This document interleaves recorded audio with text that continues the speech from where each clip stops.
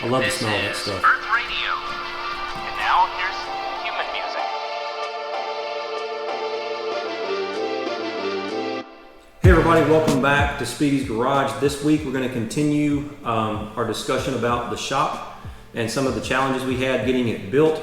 As promised, I'm going to go back and answer questions from last week's video.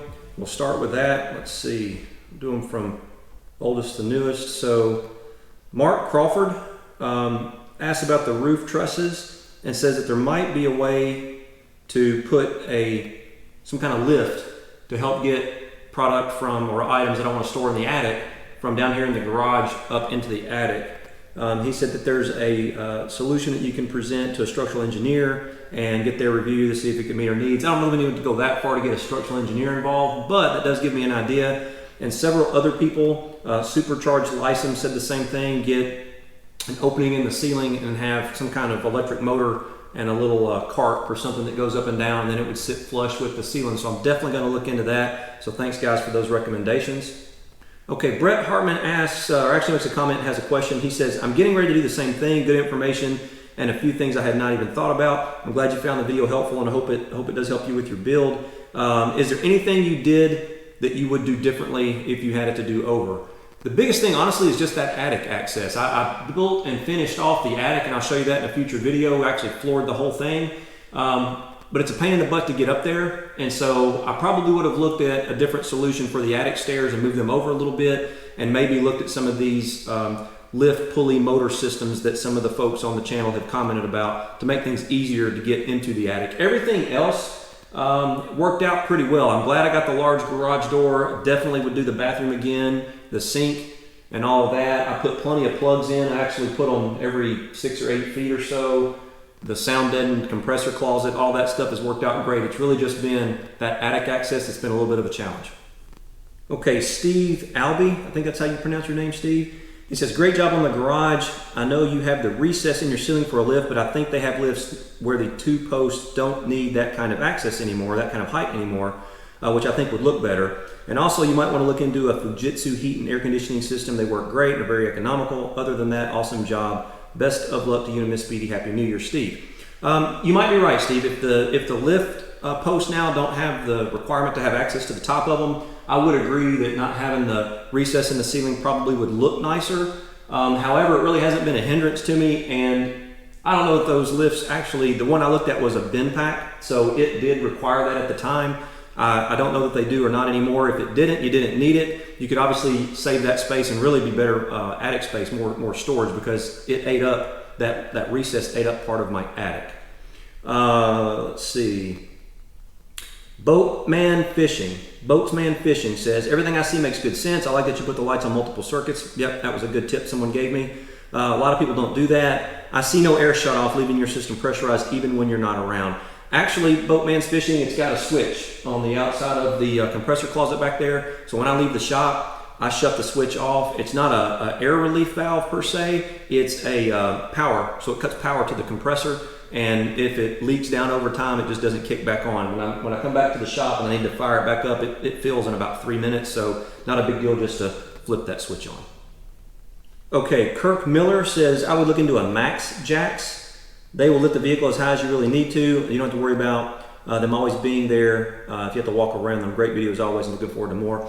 I will look into that. I have considered some of those. I think they're the portable jack is what you're talking about. They're electric and hydraulic, so they have an electric hydraulic pump, I guess you should say. And they kind of go under each side of the car, and when you activate them, they just lift the car up 3 or 4 feet. My concern there was you get into a position where the car isn't quite high enough for you to sit up underneath it, and it's not quite low enough for you to actually lay down. So you end up in kind of this weird, awkward position. I really want to find somebody that has one of those types of lifts, the portable ones, so that I can go check it out in person before I make a purchase like that. Lewis Clarkay, I think is how it's pronounced. He says, check out VersaLift. It's an attic storage lifting system. I am going to check that out. Thanks for the tip. White Knuckle 6.2 says, can't wait to hear how you painted and the colors used. We'll get to that for sure. Okay, James B. He says, I think you covered it front to rear very well. Here in California, it would be some big money to do the same. I agree. I think probably property costs in California are astronomical. It says, are the lights LED? No, they're not. They are T-54 fluorescents. And the reason I went with those is at the time I was having the shop built, I was going into various stores trying to save a dollar here or there wherever I could. And I was at one of the hardware stores and they had a clearance aisle. And for whatever reason, they had the Philips T-54 4-foot or 48-inch fluorescent bulbs marked down to like $1 each. And so I bought every single one of them I needed for this shop. And I think it was under 30 bucks or something. I mean, it was stupid cheap. And so that's why I went that direction. And then the actual light fixtures weren't very much. And so I decided it would take me a long time to make that money back, considering the LED cost at the time. Now, I built the shop about 3 or 4 years ago, so LED prices have come down a lot. If I were building a shop today, I would look very closely at the LED lighting. They're instant on, and honestly, these have come on very quickly, even in cold weather, so it hasn't been a problem with these T-54, but LED is definitely the future. And James B. also asked, did you consider ceiling fans? I didn't, actually. We did the mini split, and other than that, I didn't really think about heating and cooling very much. Ceiling fans might not have been a bad idea, but honestly, with the mini split, it cools the shop down so fast. You could probably get by with just running the ceiling fans if that's what you wanted to do, so that's actually a good suggestion, but with the mini split, I probably don't need them. Okay, Maurice Austin says that he's looking to do a shop build and had not considered sound deadening material, but now it's on the list. Glad I gave you a tip, glad you're gonna use that. And then Frank Lyle says, I worked in architecture for 26 years, so now you're talking my language. Good info given. Thanks a lot, Frank. I hope you come back and continue to watch this series. Okay, we did get a couple of questions on some of the forums away from the YouTube channel, so I'm gonna go and try to answer a couple of those. So Bull asks, what was the cost? It depends on what you get. So in my particular area, for this shop, it was about $55 a square foot, I believe. And some of that, keep in mind, was because of the bathroom. The bathroom required some engineering and some special plumbing and the grinder pump like I showed you last week. And that did drive the price up a little bit. And it was enough that I almost didn't do it. But everyone I spoke to said it would be worth it in the long run if I was going to stay here a while. And I do plan to stay here quite a while. And having had the bathroom for 3 years, I would never build a shop without one. Running water out here in a bathroom has been a lifesaver. So the cost was about $55 a square foot. Let's see what else we got here. Okay, and Red Raptor asks, what type of lift or what brand of lift were you looking at, and how tall is the building that you're able to have storage on top? So the lift I was looking at was a bin pack, and particularly it was an XPR 10A LP. The LP stands for low profile, and it was the one where the posts are actually turned a little bit to give you more door opening space. And the shop height from the ground to the peak of the roof is 23 feet. That's how high it ended up being. That gives me about a 6 foot high, there's truss roof, gives me about 6 foot high right there in the middle, attic space up above. And finally, Barry Bentley asks, or makes a comment, he says, you didn't say if you had heating and air conditioning in your garage, I assume you do. Yes, I do, Barry. We went with a Mitsubishi Mr. Slim mini split. I have a friend that works in air conditioning, heat and air, and he highly recommended that. We were actually looking at doing one of the through-the-wall units like we have in the other garage that I showed you in last week's video, and he said with it being about 816 square feet, we would be taxing one of those through-the-wall units quite a bit, and he highly recommended a mini split, and I'm glad he did because it works flawlessly. It'll cool the shop down. It can be 100 degrees outside. It'll get about 80, 85 in here. I can flip the air on, go back inside, make me a drink or something and come back out, and in about 10 or 15 minutes, it's down to like 70 in the shop. And in the wintertime, you pull a car in because of the roof height being 12 feet, we did 6-inch studs like I mentioned last time, and that meant 6 inches of insulation, plus the attic is insulated in the floor and all that. So I can pull the Hellcat Go Man Go in the shop, and it'll heat the shop up in about 10 minutes all on its own. But if it hasn't run in a while and I'm out here doing some work and it's really cold out, I can flip the heat on and it'll heat up in here in about 10 or 15 minutes. And it's quiet. It's a really great unit. Highly recommend it. And it's actually 2 pieces. There's kind of what I call the blower unit, I guess. That's what the air gets blown into the shop from. So your heat and your cool air come out of that. And the rest of the unit is outside. So this, I think, is where the actual heat exchanger and all that are. So fan obviously blows across it. It's got lines that run into the shop as well as a power box outside, and it sits on a little concrete pedestal. So It's really all there is to it, and like I said, it works great. Okay, so that's all of the questions out of the way that you guys left me from last week. Be sure to leave some comments below. I'll probably mostly look at the comments on the videos so that I know I'm answering the right question from the right segment. As I start getting into these, I'll start getting them mixed up if I'm not careful. So if you really want a question answered, leave it below and I'll be sure to read it out. With that complete for this week, we're going to go ahead and get into something that kind of started to slow the project down a little bit. When I first started getting the shop built or getting ready to have the shop built, I was very excited. I had finally negotiated the price with the builder. We had come to the list of things that I wanted to have. We had gotten pretty much the size nailed down based on the setbacks and everything in the yard, and I thought we were good to go. And then I get a letter from the city and a notice from the builder saying that there was a regulation that happened to be where I live that required any detached structure. That means anything. Detached garage, they don't allow them in this neighborhood, but if you have one of those sheds, anything like that had to be placed behind the house. So there's a line that goes right along the house, and anything you were going to place like that, detached structure wise, had to be behind that line. And the way my house was laid out, and I'll put a picture here, you can see from an aerial view, the driveway is shaped kind of like an L and it goes into the garage. I wanted the garage, the detached shop, to butt right up against the end of the driveway. So you would just literally roll off the end of the driveway and pull into the shop. The city required that that be behind the house. So that would have been 32 more feet back. And I would have either had to just have the shop off back there by itself. It would take up most of the backyard. It wouldn't look right. And I would have to probably pave or put concrete across that 32-foot section. And that would have been very, very expensive. So I had to do what's called a variance with the city. And that meant I had to petition them. And I had to actually go down and under oath talk to the city officials and get approval to make those changes. He's asking for a variance to allow an accessory structure in the side yard, which is, again, right there, that line. I've got some other photos that I can show you of the neighborhood now for probably 3 weeks, and I've gotten 5 phone calls with one person raising a concern. A lot of the other homes have the double garage with the front entrance and the side entrance. Nothing but the truth, so help you God. I do. Thank you. Any questions for the applicant? Order 2 to run off from the roof. The runoff from the roof would run to the rear, matching that of the back of the home. And after construction, they will be putting sod in place for any disturbed earth to ensure there's no runoff issues. I have a motion to approve or approve. I'll make a Or motion disapprove. to accept both variances as submitted. Do we have a second? Second. All in favor say aye. Aye. Motion carries. And so here is the end of the driveway. So imagine now that the shop isn't there, and this was just yard at the time, and this was a sidewalk down through here, and this is the kitchen of the house. We had to go all the way back here to the end, and the shop would have had to have the front of the shop would have had to have been about right here, right where the back is now, and then it would have extended back to that back property line. And that would have caused me a couple of problems. One, it's way back here. I mean, I'd have to pave all of that. Massive piece of concrete, and I don't think it would have looked very good. Number two, you have to have a 15-foot setback, I think, back there in the back, and so it might have impacted the depth and the size of the shop.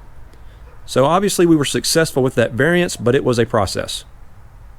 And I know city stuff is kind of boring when you start talking about regulations and all that, but it was something maybe I should have educated myself a little bit better on, but it was something I wasn't prepared for. I never dreamed I'd be in a situation where I couldn't put the garage where I wanted it to be on my own property. And to add some leverage to my argument with the city, and I shouldn't call it an argument because it was actually pretty easy to get it approved. I just had to go ask. It was a $100 application fee, and I think literally took about 15 minutes when I went down there to ask them about it.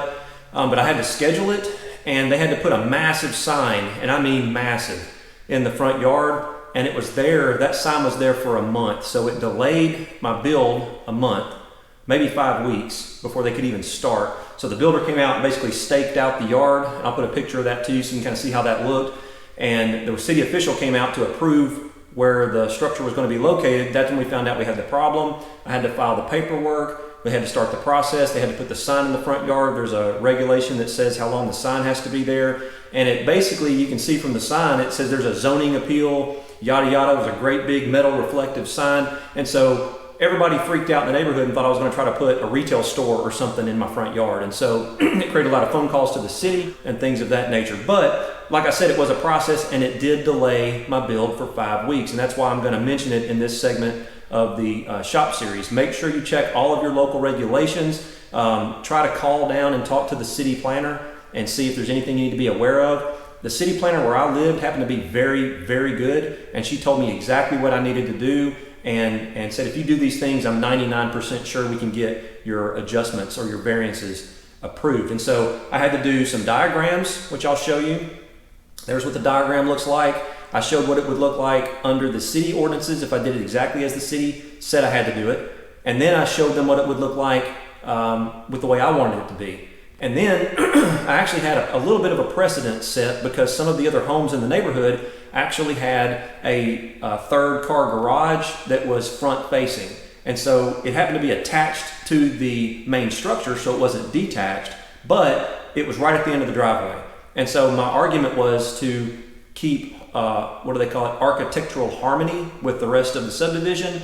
I needed to have mine at the end of my driveway. The only difference was it wouldn't be connected to the house. And I even looked at ways around it. I looked at doing a breezeway or a small little roof piece to connect it to the house, and if I did that, it changed the actual size it could be. So there was a whole bunch of regulations there. So the reason I spent time doing this segment is because that was probably the biggest piece of contention building the whole shop. Everything else was super smooth and super fun, and the builder was fun to work with, and it was an enjoyable experience. When it was a 5-week delay after I had gone and gotten a loan and had worked with the builder and negotiated the price, gotten excited about the project, I wasn't sure it was going to get approved. And so I'm going through all the scenarios. Well, if they don't approve it, what do I do?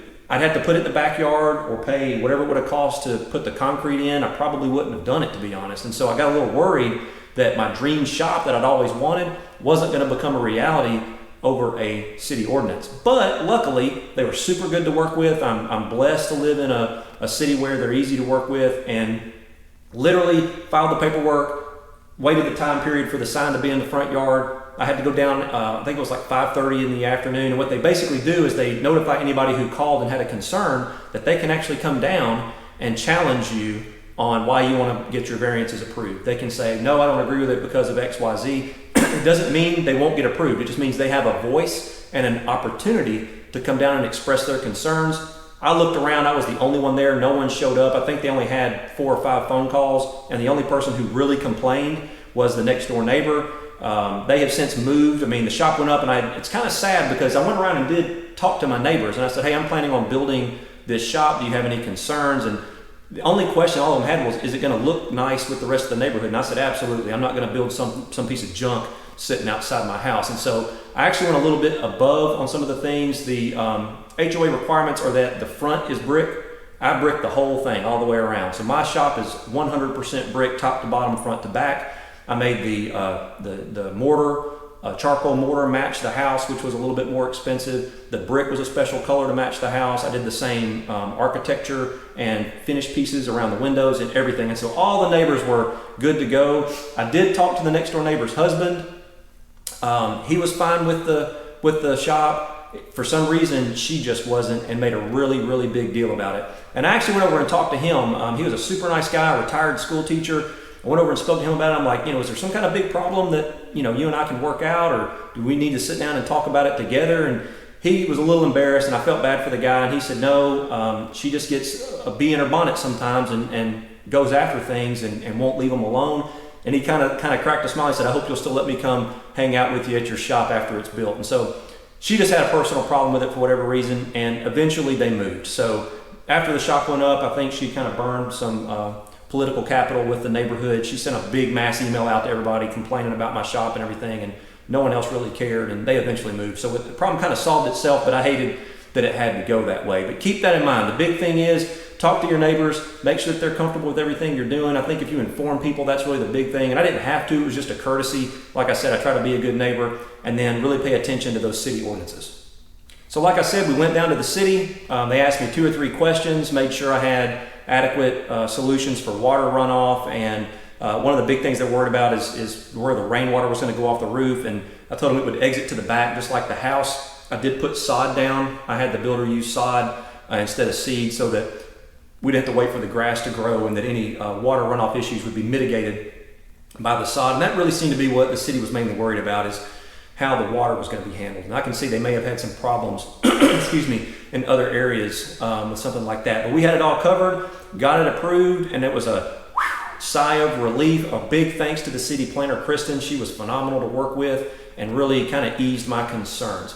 I hope you found this video helpful. Give it a thumbs up if you did. That helps us get them out into the algorithms of YouTube and get more subscribers and helps the channel grow. Thanks to everybody that does that. Subscribe if you haven't already. Next week, we'll start on the real build part. Now that we've gotten all the regulations out of the way, I'll start talking about how we actually got the construction going. Leave the comments below and questions if you have things you want me to go over as part of this series. Be sure to check us out on Instagram. It's at Speedy's_garage, as well as our website, www.speedysgarage.net, and I'll see you out there.